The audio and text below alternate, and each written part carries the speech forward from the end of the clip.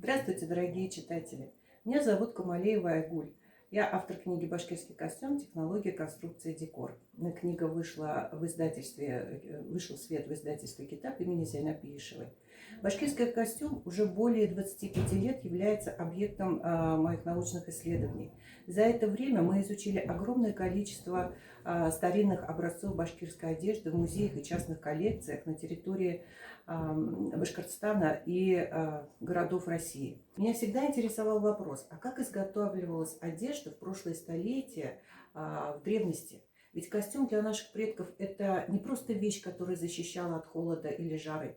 Это целый мир, наполненный энергией животных, растений, незримыми образами магических духов.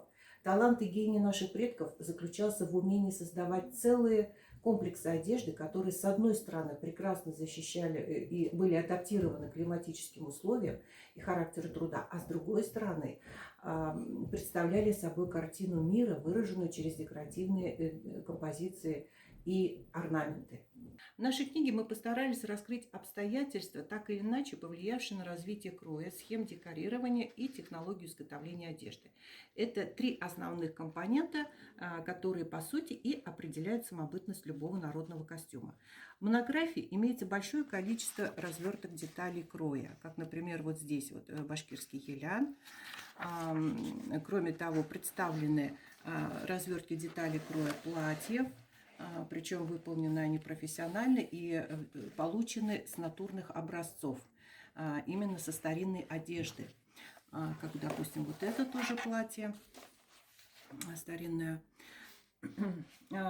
И в этой книге представлены все виды разверток всех видов одежды. Это фартуки, платья, еляны, камзолы и так далее. Причем детали кроя показаны по территории распространения. Их, допустим, это северо-восточное платье, как развивался крой, какой получился крой в итоге. Это северо-восточное платье, это юго-восточный елян и так далее. Кроме того, к этим конструкциям приложены схемы расположения декора. Представлены они вот как раз вот в таком виде. В развернутом виде одежда представлена, и на нем схематично изображены все схемы декора. Причем этот рисунок, сам по себе этот рисунок, он имеет очень глубокий сакральный смысл. Например, вот здесь изображены горы. И одежда, вот этот мотив, он располагался на одежде башкир, проживавших именно в горной части. Стало возможным понять этот рисунок после того, как были получены изображения одежды именно в распрямленном виде. Это тоже своеобразная технология фотографирования, которая позволяет увидеть схему рисунка, а весь смысл рисунка как раз заключается в схеме. Далее. Очень важную роль играет также технология изготовления одежды. Вот, например, посмотрите, очень интересный экземпляр – это обработка низа рукава. Именно та часть рукава, которая подвергается наибольшему стиранию. Вот здесь использовано 35 машинных строчек. Причем они не просто прямые строчки, они в виде узорных фигурных строчек. Вот. Еще одна особенность изготовления башкирского костюма – это использование поясочков для обработки срезов. И я думаю, люди, которые непосредственно занимаются изготовлением одежды, для них это очень важная, ценная информация.